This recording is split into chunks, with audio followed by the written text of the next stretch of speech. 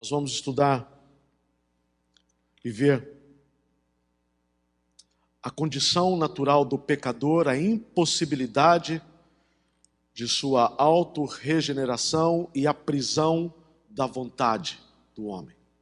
São 3 pontos que nós vamos tratar essa noite.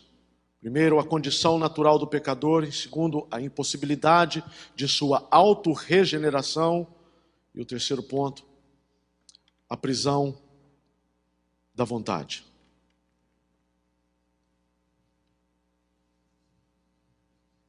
Nós temos que iniciar onde o problema aconteceu.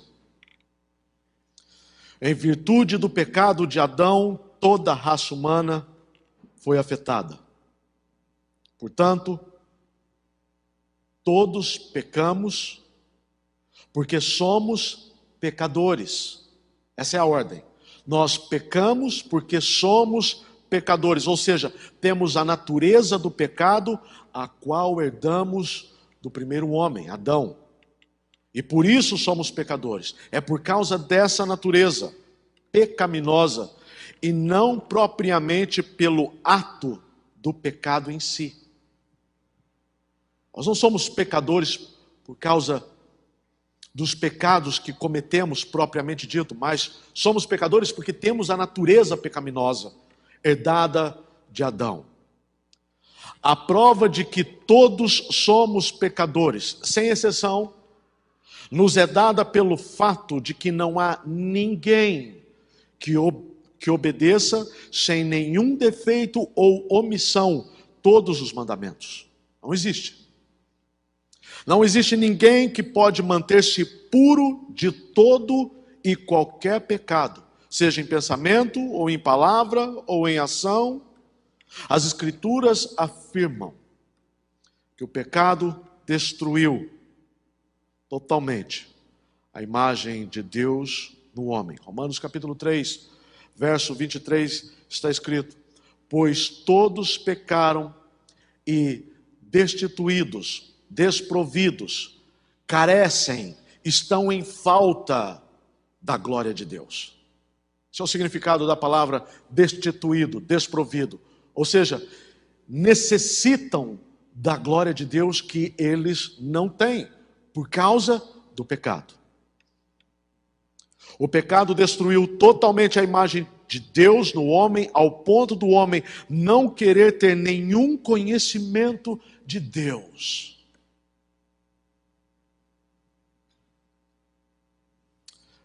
O Evangelho de João, capítulo 5, verso 40, Jesus disse: e não quereis vir a mim para terdes vida.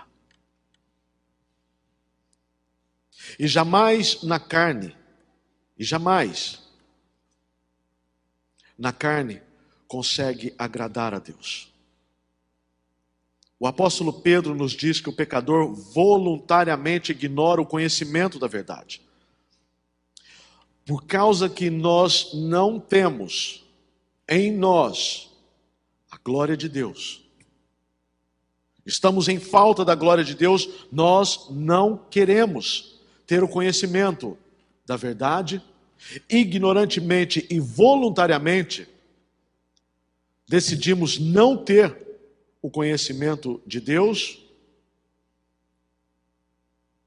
Romanos também diz isso, Romanos capítulo 1, verso 21, portanto, tendo conhecido a Deus, não glorificaram Deus, nem lhe deram graças, antes em seus discursos se desvaneceram e seu coração insensato se obscureceu. Mas no verso 28 está: e por não terem, Romanos capítulo 1, verso 28.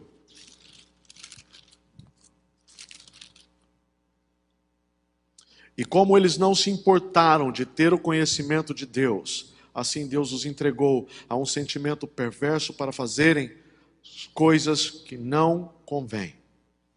Sua condição é tão deplorável que, na verdade, ele não consegue vir pelas suas próprias forças a Cristo. No Evangelho de João, no capítulo 6, verso 44, Jesus disse: ninguém pode vir a mim.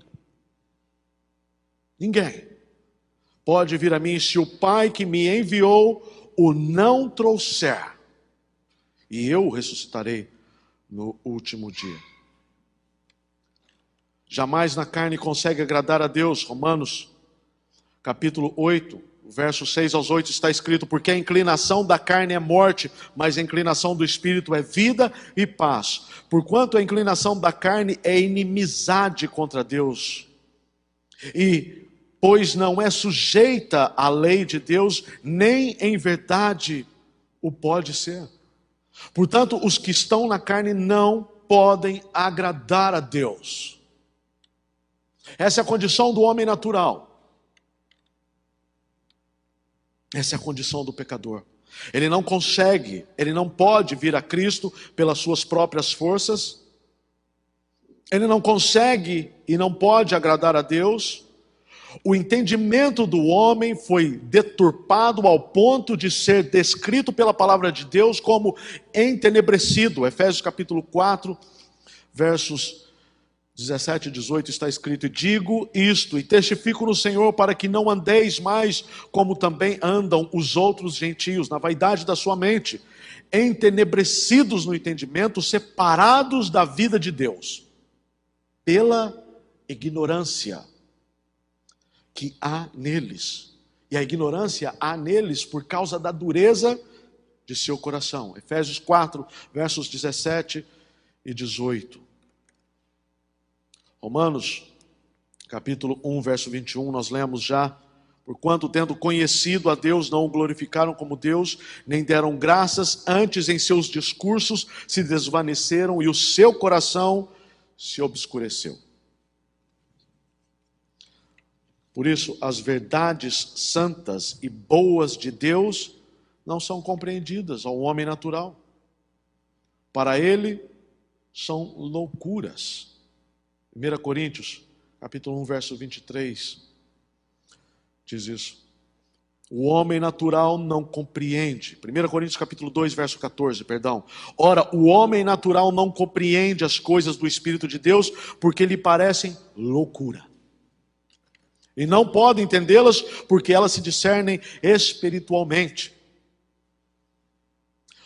O pecador, ele não possui a capacidade de desejar Deus, nem possui o poder para buscar Deus, muito menos para se sujeitar à lei de Deus. De modo algum, ele consegue entender a gravidade do verso que diz que ele está morto em suas ofensas e em pecados. Efésios capítulo 2, verso 1. Por isso nenhum homem, pela sua natureza, absolutamente nenhum homem, pela sua natureza, herdada de Adão, crê que necessita de Cristo. Ele não considera a si mesmo uma má pessoa ou imoral. Para ele, esses são aqueles que estão perdidos em vícios ou envolvidos em outros grosseiros comportamentos que a sociedade condena. Está cego e não vê a impiedade do seu próprio pecado. Não vê. Porém, não quero dizer que o pecador não tenha uma consciência, que ele seja impossibilitado de exercitar a sua mente, a sua vontade ou determinar ações pelo seu raciocínio. Mas assim que o pecado entrou no mundo, a consciência do homem foi ofendida. Lembra? E conheceram que estavam nus. Sua consciência foi ofendida. E sendo assim, essa consciência operou segundo a própria determinação exercida pela sua vontade e lógica pecaminosa. E a prova disso é que esconderam-se de Deus. Portanto, apesar da presença do pecado e toda a natureza da destruição no homem, a consciência existiu, estava lá e era ativa. Gênesis 3, versos 7 e 8 diz isso, que a consciência estava lá, Como nós sabemos, viram que estavam nus e quando ouviram a voz de Deus, se esconderam. A consciência do erro estava lá. Apesar do pecado ter afetado, ofendido sua consciência, estava lá e era ativa. O apóstolo Paulo, pela inspiração do Espírito Santo, nos ensina que os pagãos possuem uma consciência ativa e através dela acusam-se ou defendem-se em suas ações. Romanos capítulo 2, verso 14 e 15. Mesmo existindo uma consciência ativa, a condição radicalmente corrupta do pecador influi na operação da sua consciência, da sua lógica, da sua vontade, ao ponto de não buscar Deus. Romanos 13, 11. Não há ninguém que entenda, não há quem busque Deus. Ele não ama a luz. Evangelho de João, capítulo 3, verso 19. E não compreende as coisas do Espírito. 1 Coríntios, capítulo 2, verso 14. A consciência existe no pecador. Mas ela é influenciada pelo que o homem é. Ou seja, pecador. O segundo ponto, o primeiro ponto nós vimos, é a condição natural do homem. O segundo ponto que nós iremos tratar é a impossibilidade de sua autorregeneração. O homem encontrado neste estado é impossível se autorregenerar. Em sua lei, Deus exige, é lei, Deus exige: amarás, pois, o Senhor teu Deus de todo o teu coração, de toda a tua alma e de toda a tua força. Deuteronômio capítulo 6, verso 5. John Piper, em seu livro, Para a Sua Alegria, diz: mas todos nós amamos mais a outras coisas do que a Deus. É nisto que consiste o pecado: desonrar a Deus, o desprezando, preferindo outras coisas em detrimento dele e agindo em função destas preferências. Por essa razão a Bíblia afirma: todos pecaram e carecem da glória de Deus. Nós glorificamos aquilo que mais apreciamos. E se não nascemos de novo, o que mais apreciamos não é Deus. O homem que não nasceu de novo não consegue servir a Deus, adorar a Deus, amar a Deus, buscá-lo e abandonar a sua maldade e o seu pecado. Vamos olhar para as Escrituras. Romanos capítulo 3, verso 10. Está escrito: como está escrito, não há um justo nenhum sequer. Não há ninguém que entenda. Não há ninguém que busque a Deus. Ninguém. Todos se extraviaram. Todo homem, em sua condição natural, se extraviou. E juntamente se fizeram inúteis. Não há quem faça o bem. Não há quem faça o bem. Você ouviu? Não há quem faça o bem. E a Bíblia vai mais além e diz: não há nem um só. Romanos capítulo 8, verso 6. Porque a inclinação da carne é morte. Presta atenção na palavra inclinação. Mas a inclinação do Espírito é vida e paz, porquanto a inclinação da carne é inimiga contra Deus. A inclinação da carne é inimiga contra Deus, pois não é sujeita à lei de Deus. Nem em verdade pode ser. Portanto, os que estão na carne não podem agradar a Deus.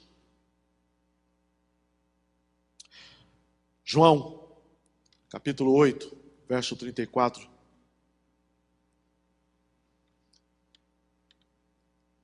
Jesus disse, em resposta ao verso anterior que diz: e conhecereis a verdade vos libertará. E os fariseus replicaram Jesus e disse: nós temos por pai Abraão, nós nunca fomos presos, somos livres. Como você diz, e conhecereis a verdade vos libertará? Jesus em resposta diz: em verdade vos digo que todo aquele que comete pecado é escravo do pecado. É escravo do pecado. Provérbios capítulo 23, verso 7, parte A, está escrito: porque como imaginou no seu coração o homem, assim ele é. E esse é o grande problema. Gênesis capítulo 6, verso 5, está escrito: e viu o Senhor que a maldade do homem se multiplicara sobre toda a terra, e que toda a imaginação dos pensamentos de seu coração era só má, continuamente. Ou significa que a imaginação dos pensamentos do coração do homem não convertido, que não nasceu de novo, perante Deus é maligna todo o tempo, continuamente.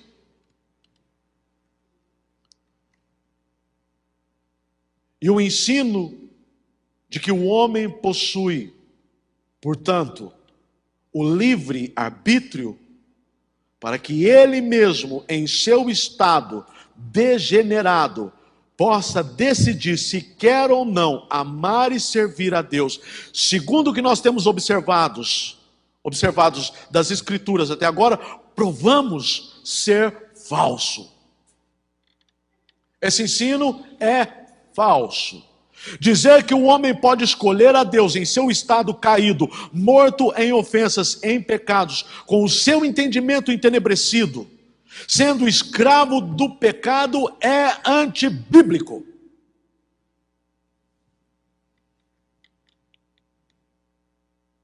O livre-arbítrio foi uma doutrina introduzida por Pelágio, no ano de 405 depois de Cristo. E Pelágio foi, por causa desta doutrina, unanimemente condenado como herege.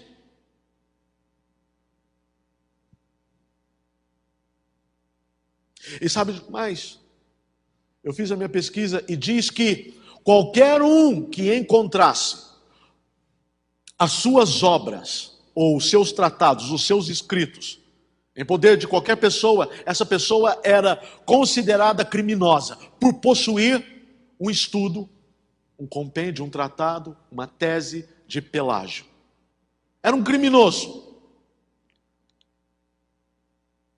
Essa doutrina infiltrou-se novamente na igreja em 1610 pelos apóstatas e hereges arminianos, que novamente apresentaram essa doutrina.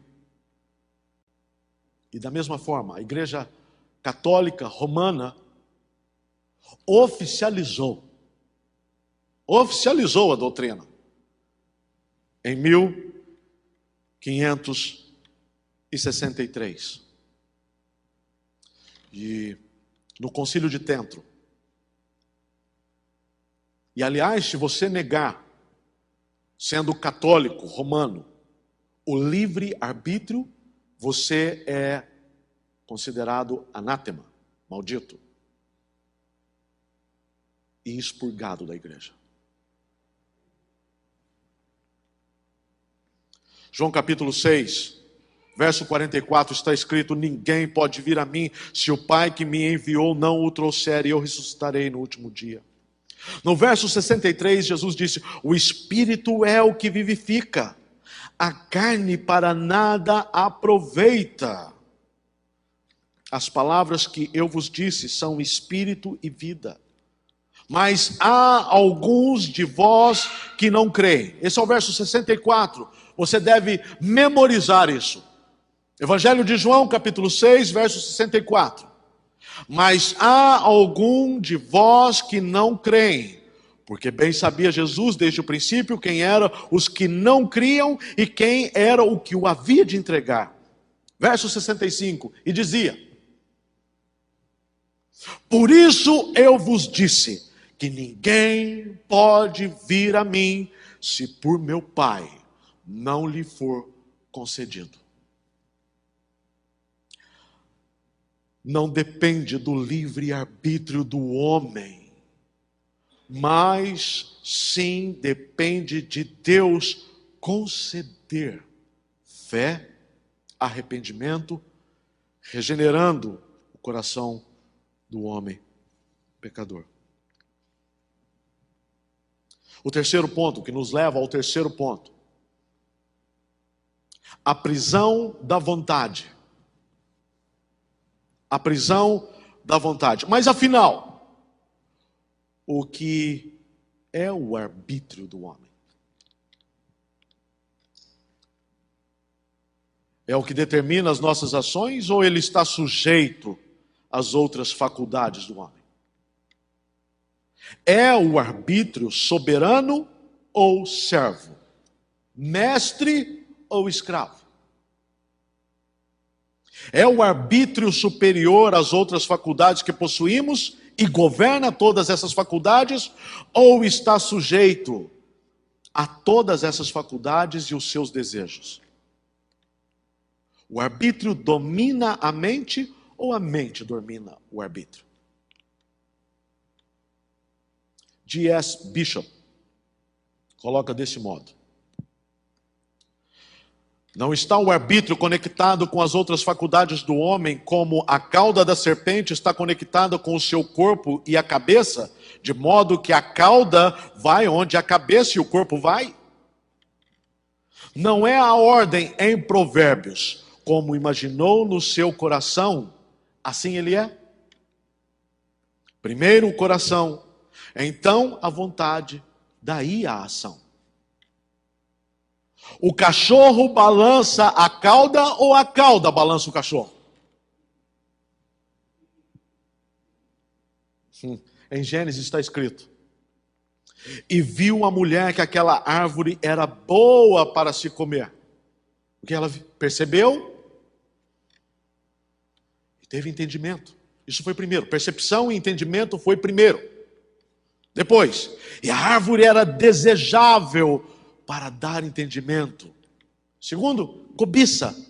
Os afetos veio em segundo. Tomou do seu fruto e comeu e deu também ao seu marido, e ele comeu com ela. A vontade e as ações vieram em terceiro, em último. D.S. Bishop está certo na sua observação. A cauda é movida pelo cachorro, e não o cachorro pela cauda. Ou seja, a arbitragem vem depois, não antes. Porque como imaginou no seu coração, assim ele é. Provérbios capítulo 7. O que é o arbítrio? Três definições de 3 dicionários diferentes. E você pode chegar à conclusão. Primeiro, é a resolução que depende da inclinação ou preferência. De novo, o arbítrio é a resolução que depende da inclinação ou preferência. Segunda definição é a faculdade pela qual somos inclinados a agir. Em terceiro, mais simples, é quando uma pessoa age fazendo uma escolha. Uma escolha implica que uma pessoa teve a oportunidade de recusar uma coisa e aceitar outra. Em uma decisão arbitrária, uma preferência deve ter sido estabelecida primeiro. 2 ou mais coisas, pelo menos a se escolher, e uma delas foi desejada e não a outra. E se isso não fosse verdade, estaríamos em um estado de total indiferença. Imagina comigo. Não existe em um determinado ponto, em um determinado momento, onde você não tenha que fazer uma escolha. E você tem opções, e essas opções não são de iguais valores ou preferências para você. Caso contrário, se fossem iguais as escolhas, ou seja, se tivéssemos duas escolhas, mas a mesma preferência, a gente não saiu do lugar. Ficaríamos, como o texto diz, congelados no tempo.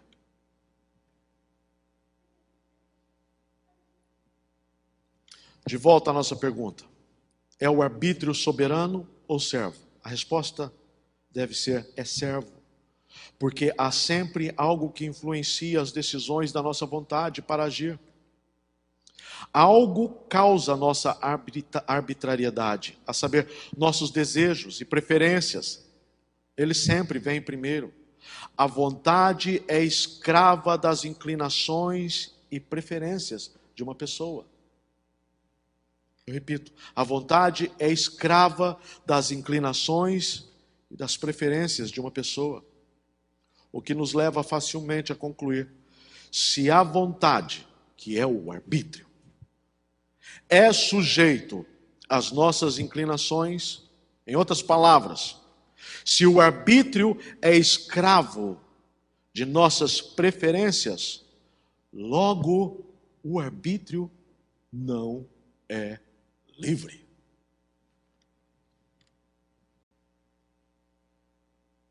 Uma objeção comum daqueles que defendem o livre-arbítrio é essa, olha só. Por exemplo, não é o meu livre-arbítrio, não é a minha arbitragem capaz ou responsável para anular minhas preferências? Por exemplo, se eu preferir ir ao parque ou à praia, mas perceber que eu tenho a obrigação de trabalhar naquele dia, não é o meu livre-arbítrio capaz de anular essas preferências, ou seja, de ir à praia ou ir ao parque? O fato é, mesmo nesse caso,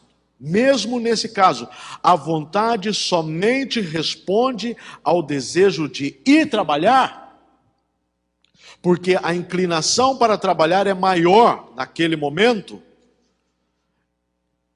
E, em outras palavras, ainda que a vontade não é forçada por nenhuma força externa para decidir trabalhar, a escolha para ir trabalhar é exercida pela vontade para ir trabalhar somente porque naquele momento houve o desejo maior para trabalhar do que ir para o parque ou de ir para a praia, devido a outros fatores, como por exemplo, a obrigação financeira.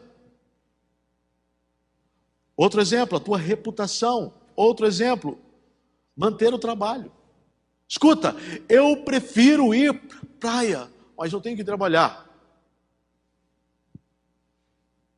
O que é que você decide? Você decide segundo o teu maior desejo. E você, mas o meu maior desejo era ir para a praia. Não. Você considerou que se fosse a praia, perderia o teu trabalho. Você considerou que se ir à praia, você não receberia o dinheiro naquele dia. E o dinheiro e o trabalho foi mais importante para você naquele momento do que a praia. Você escolhe então o trabalho. Você é escravo da tua preferência. O arbítrio, a tua arbitrariedade, a tua vontade é escrava de tua preferência. A ordem, portanto, é: a mente entende as opções. A mente entende as opções. Em segundo, há sempre uma preferência ou inclinação por uma das opções. Terceiro, a vontade automaticamente seleciona aquela opção. E em quarto, acontece a ação. Portanto, é um erro dizer que nossa vontade é totalmente livre. Nem sequer considerar as inclinações e preferências. Não temos o livre-arbítrio, porque ele é escravo de nossas inclinações e preferências. Nós sempre escolheremos aquilo que somos mais inclinados a escolher. De novo, isso é muito importante você entender. Nós sempre escolheremos aquilo que somos mais inclinados a escolher. O que nos leva ao ponto principal da questão. Veja só, Romanos diz, de novo eu vou ler. Romanos capítulo 8, verso 5. Porque os que são segundo a carne inclinam-se para as coisas da carne. Mas os que são segundo o Espírito inclinam-se para as coisas do Espírito.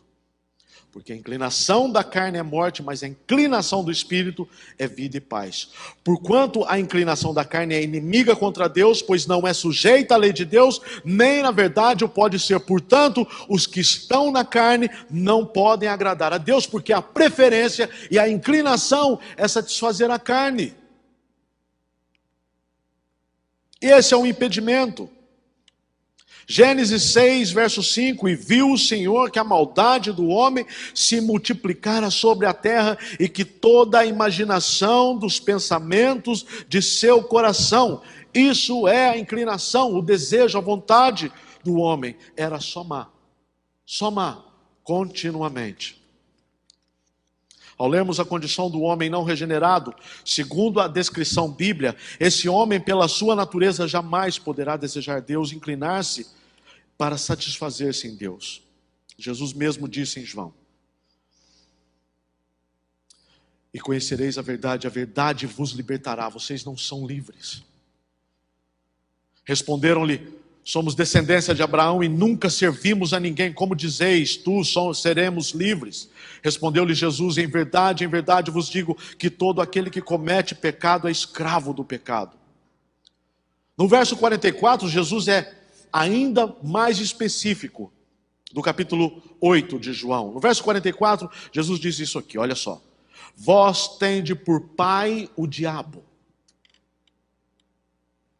e quereis satisfazer os desejos do vosso pai. Essa é a tua inclinação, essa é a tua vontade.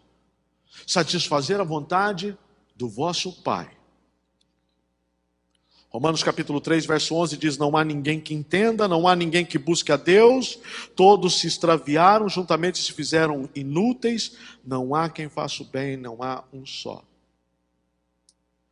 Isso não quer dizer, irmãos, que pessoas escolham sempre o pior e são imorais a todo tempo e em todas as circunstâncias, ou que não possam escolher o que é externamente moral. Mas quer dizer que o coração natural e não regenerado baseia suas decisões no que é seu, pessoal, egoísta, de seu próprio interesse. 100% do tempo. Ou seja, em cada ação, desde o pecado mais grosseiro, socialmente inaceitável, até o ato mais nobre, que é uma caridade, ou um bombeiro salvar uma vida.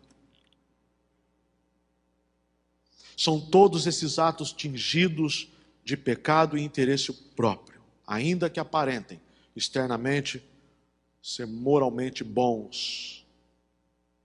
Veja só, conclusão: se o homem natural não consegue ir a Jesus, porque a sua inclinação natural e a sua preferência não é Jesus, e se contudo depende da vontade de Deus para que isso aconteça, como a Bíblia afirma que é, logo a próxima pergunta deve ser: como Deus converte o pecador? E outra pertinente seria: por que Deus converte então o pecador? Se não é a decisão do homem ir a Deus, se não é da vontade e a inclinação do homem querer e desejar Deus, esse homem jamais será convertido a não ser que Deus o leve a Jesus o regenere, o faça nascer de novo.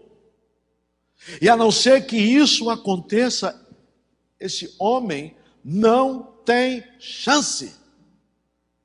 Sendo assim, como é que Deus converte? Como é que Deus faz isso? E a pergunta